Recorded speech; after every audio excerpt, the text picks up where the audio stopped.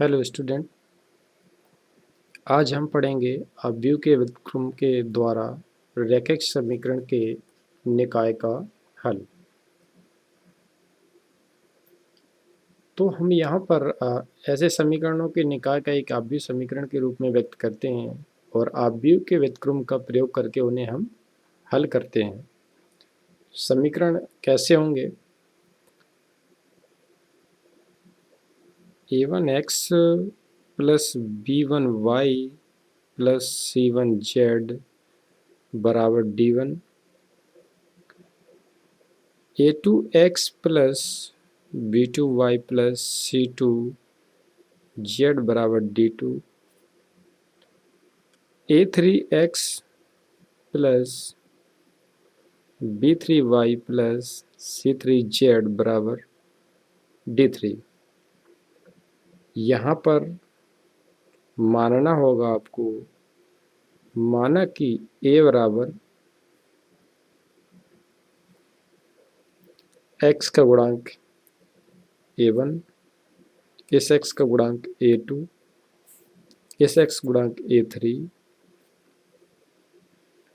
b1, b2, b3, c1, c2, c3 और x बराबर x, y, z, X Y Z और last में हम मानेंगे b बराबर d1, d2, d3 इस तरीके से। तब समीकरण का जो एक निकाय होगा वो किस तरीके से व्यक्त करेंगे हम? ए एक्स बराबर बी। एक्स बराबर बी क्यों? क्योंकि ए बराबर ये, एक्स बराबर एक्स वाई और एक्स वाई जेड और बी बराबर ये। अगर हम इनका मल्टीप्लाई इसमें हम कर दें तो हमें ये मिल जाएगा। इसका गुणा इसमें करेंगे तो a1x plus b1y plus c1z बराबर d1 ये होगा। इसको हम अवयव रूप में इस प्रकार हम व्यक्त कर सकते हैं। चलिए हम इसके आगे चलते हैं। तब हम इसको इस रूप में हमें लिखना है। कैसे? यहाँ पर हम लिखेंगे a की वैल्यू क्या है?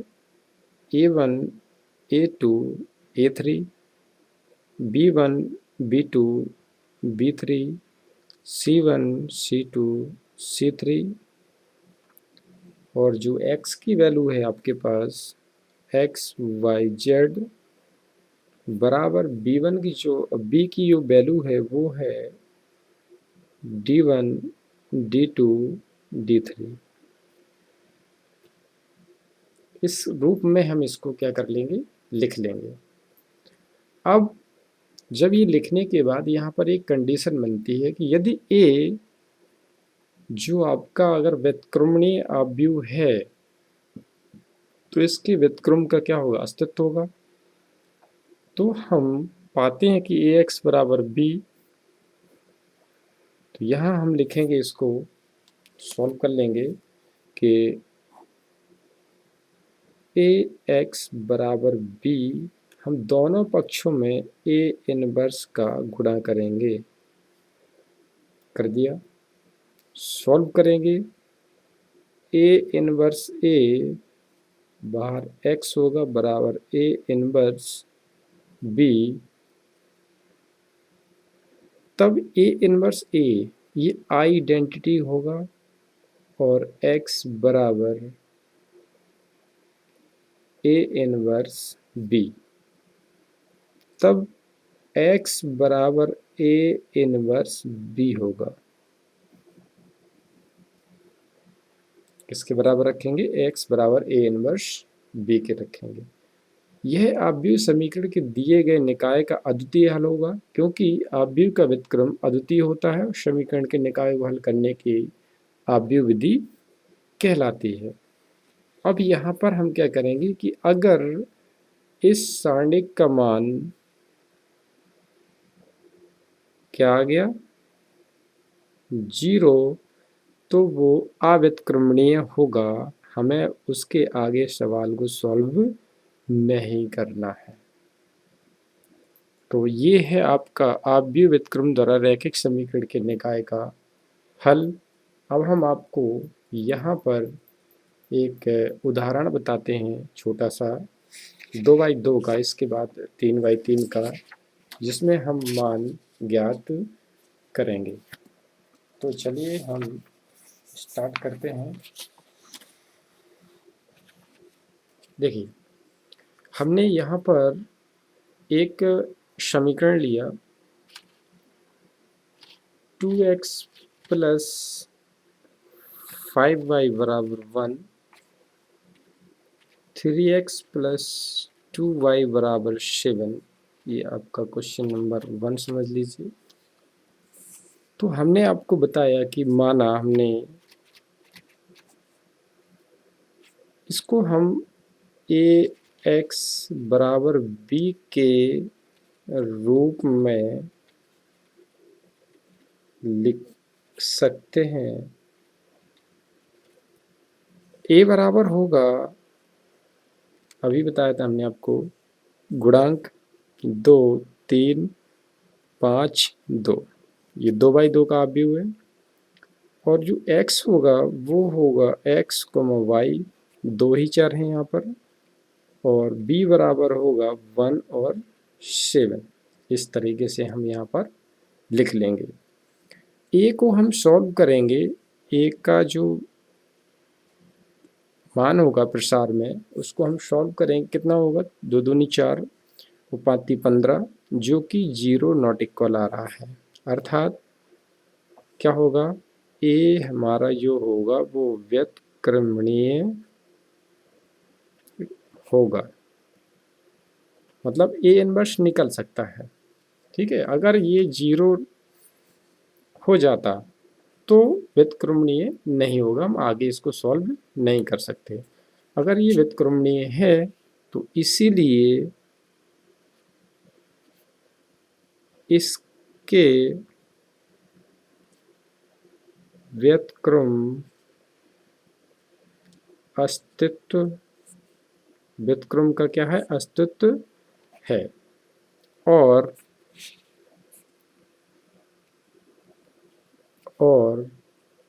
इसका एक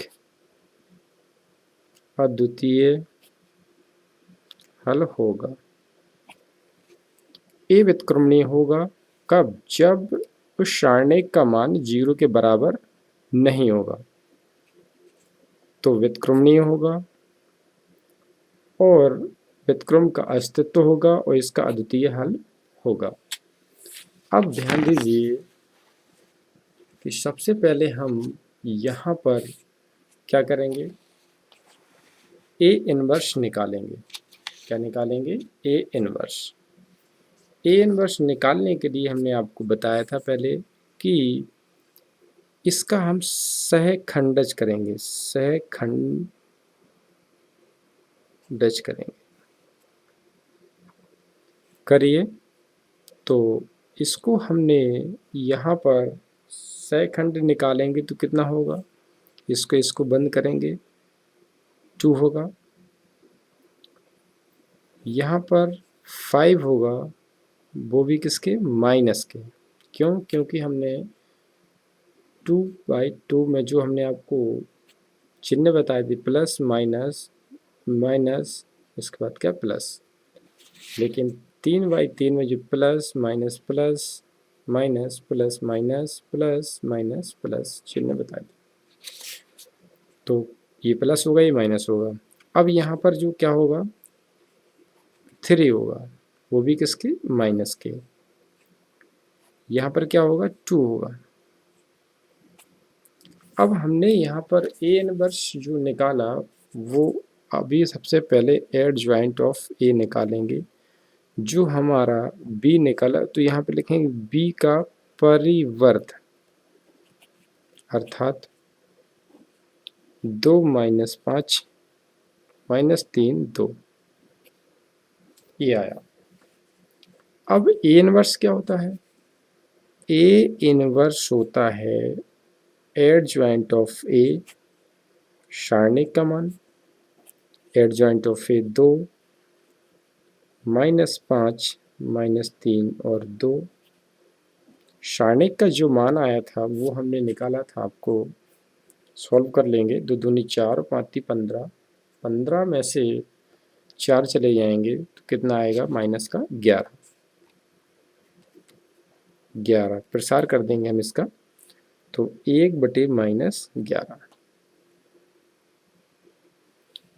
ये वैल्यू हमारे पास आ गई। अब हम क्या करेंगे, इसको हम माइनस के 2/11 और 3/11 5/11 माइनस के 2/11 लिख सकते हैं। ये वाला जो मान होगा आपको, ये मान जो होगा, हमने ए इनवर्स बराबर एडजॉइंट ऑफ ए का सारणिक का मान रखेंगे, 1/11 आया सारणिक का मान प्रसार करने पर, और ये हमें ए इनवर्स मिला। हमने माना था वहाँ पर कि ए एक्स बराबर बी, तो एक्स बराबर ए इनवर्स बी। ध्यान देना, इसको बी हमने माना है, इसको बी ना करके आप सी मान लीजिए, सी का परिवर्त।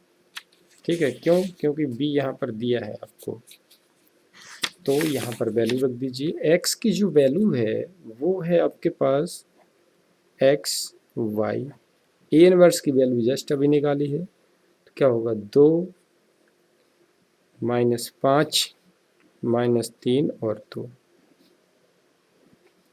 1/-11। बी की जो वैल्यू आई वो थी आपकी 1 और 7। अब सॉल्व करेंगे इसको। एक्स वाई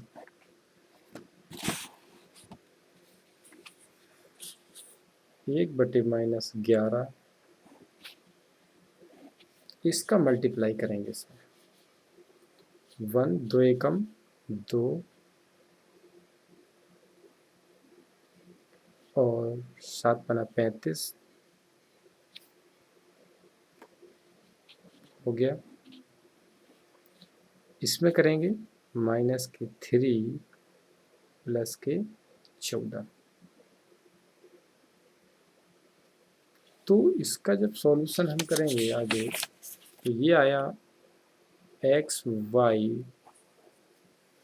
1/-11 माइनस के 33 और 14 में से 3 चले जाएंगे, वो बचेंगे आपके 11। 11 का भाग हम अंदर देंगे तो कितना आएगा? एक्स वाई बराबर 3 और -1। हम तुलना कर देंगे तो आंसर आएगा हमारा यहाँ पर x बराबर 3 और y बराबर -1। लेकिन ये हम आव्यूह विधि से हमने किया, और हम आंसर देखेंगे कि हमारा x बराबर 3 और y बराबर -1 सही है या नहीं है। तो हम यहाँ पर चेक करेंगे कि x बराबर 3 y बराबर -1 हमारा आंसर हमारा सही है या नहीं है। तो x बराबर यहाँ पे रख देंगे, y का मान यहाँ रख देंगे, हमें 1 मिलना चाहिए। तो 3 दूनी 6, 5 एकम 5 माइनस के, तो 6 में से 5 गया 1, ये हमारा जो x बराबर 3 y बराबर -1 आया, जो बिल्कुल भी सही है। अब हम 3/3 के आव्यूह का हम क्या करेंगे? सॉल्व करेंगे सवाल। तो चलिए हम थोड़ा स्पीड में करते हैं। 3/3 का आव्यूह हम एक समीकरण लेंगे। यहाँ पर हमने समीकरण लिया है 3x - 2y प्लस 3z बराबर 8, क्वेश्चन नंबर दूसरा। और 2x plus Y minus Z बराबर 1 और 4x minus 3y plus 2z बराबर 4 को हमें आव्यूह विधि से हल करना है। तो चलिए, समीकरण को हमने पहले क्या माना, ax, हल लिख देंगे यहाँ पर, ax बराबर b के रूप में व्यक्त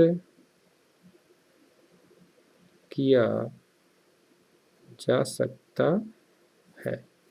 चलिए व्यक्त कीजिए। a बराबर 3 2 4 3 2 4 माइनस 2 1 माइनस 3 3 माइनस 1 2। x बराबर x y z, तीन राशि हैं यहाँ पर, और b बराबर 8 1 4। ठीक है, a का मापांक निकालेंगे या a साढ़ का मान निकालेंगे। तो प्रसार कर दीजिए। प्रसार हम करेंगे R1 के अनुदिश। चलिए, 3 2 एकम 2 माइनस 3 एकम 3, ये प्लस का हो जाएगा, फिर माइनस लग जाएगा। यहाँ माइनस होता है, यहाँ माइनस माइनस प्लस 2, इसको बंद कर लेंगे। 2 दूनी 4, 4 एकम 4 प्लस के, प्लस 3 3 दूनी 6 माइनस के 4, तो 3 minus 1 plus 2 into 8 plus 3 into minus 10। Solve करिए, फिर से देख लीजिए। 3 माइनस 1, 4 दूनी 8, 3 माइनस 10, तो माइनस के 3 प्लस के 8 दूनी 16 माइनस के 30, 30 और 3 माइनस के 33 और प्लस के 16। तो ये बनेगा आपका, कितना बचेगा, 17 बचेगा, वो भी किसके, माइनस के, जो नॉट इक्वल 0 के है। अर्थात ये व्युत्क्रमणीय है, अतः क्या लिख सकते हैं, a व्युत्क्रमणीय है। इसके व्युत्क्रम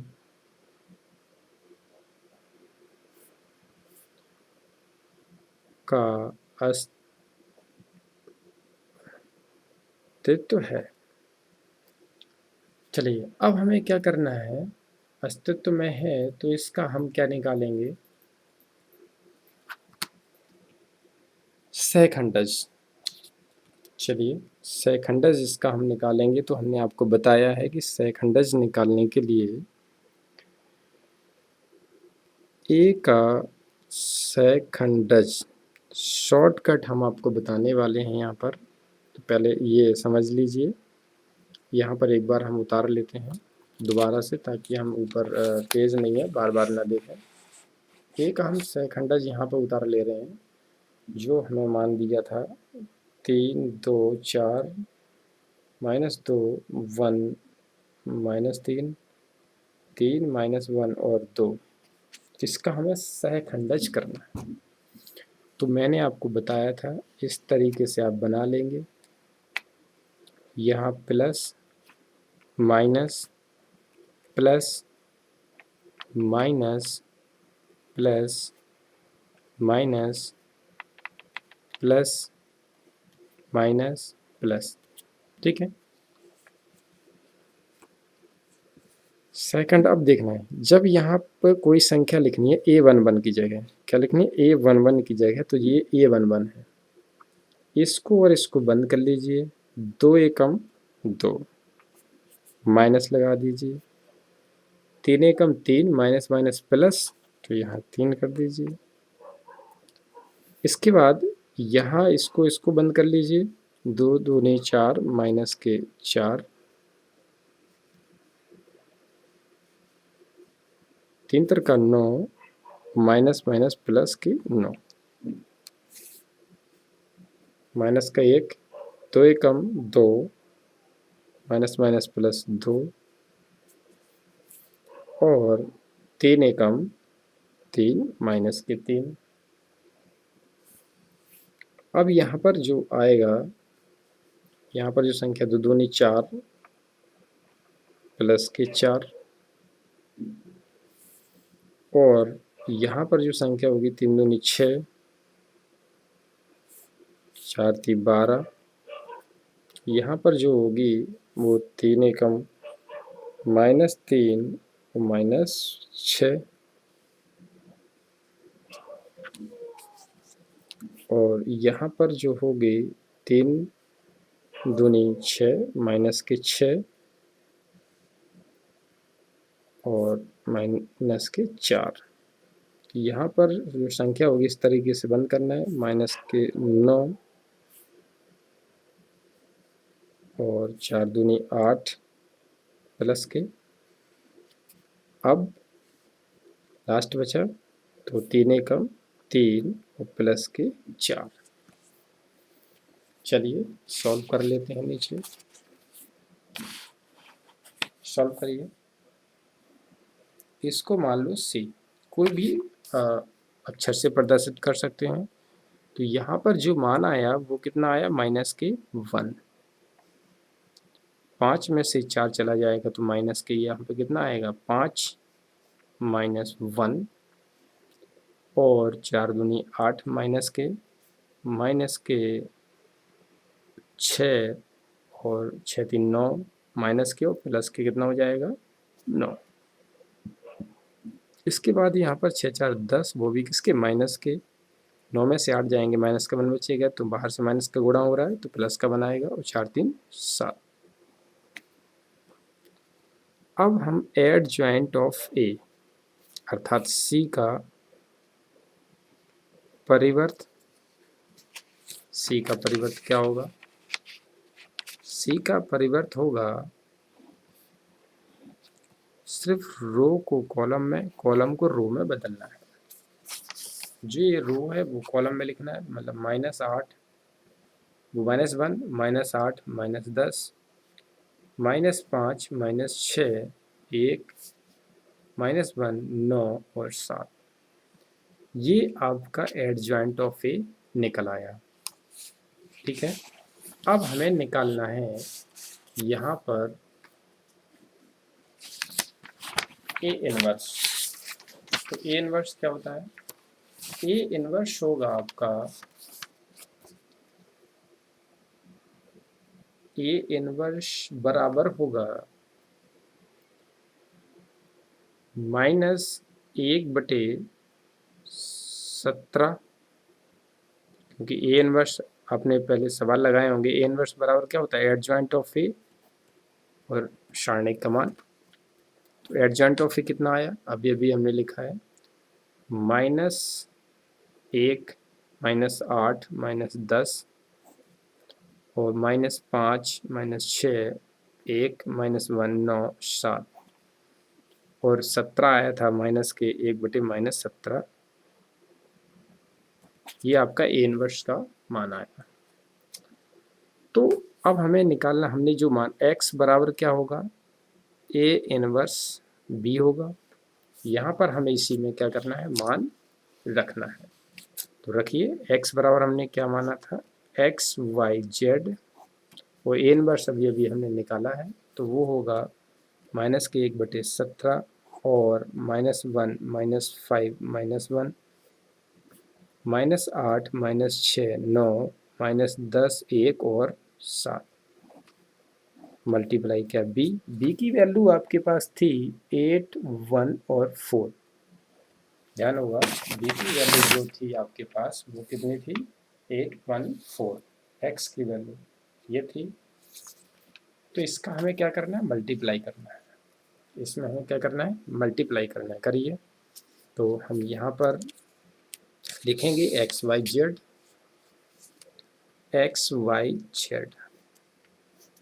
बराबर -1/17 8 एकम 8 माइनस के 5 माइनस के 1,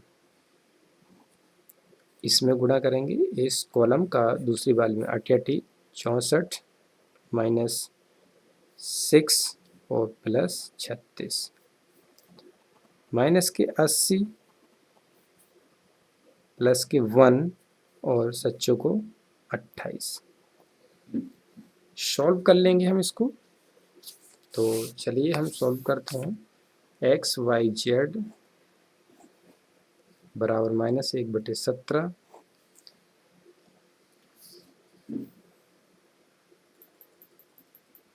तो 8 7 15 यानी 8 5 13 और 1 14 माइनस के 14 आया। और इसको जब सॉल्व करेंगे तो 64 और 6 कितना होगा 70 में 36, तो माइनस के कितना बचेगा 34। इसके बाद 80 में से 29 चले जाएंगे तो आपका माइनस का 51 बचेगा।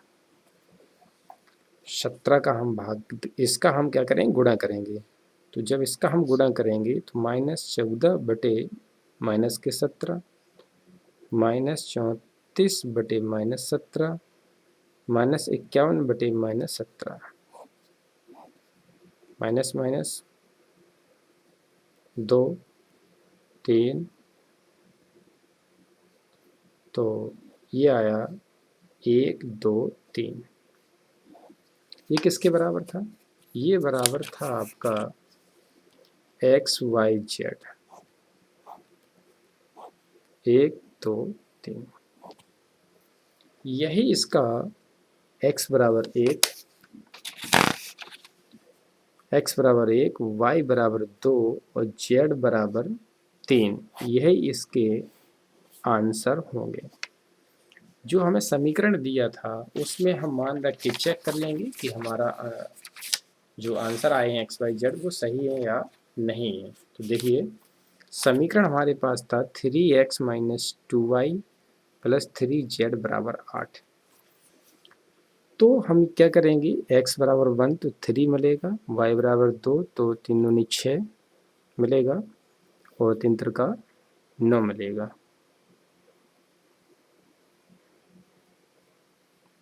4 होगा यहाँ पर, तो 9 4 13,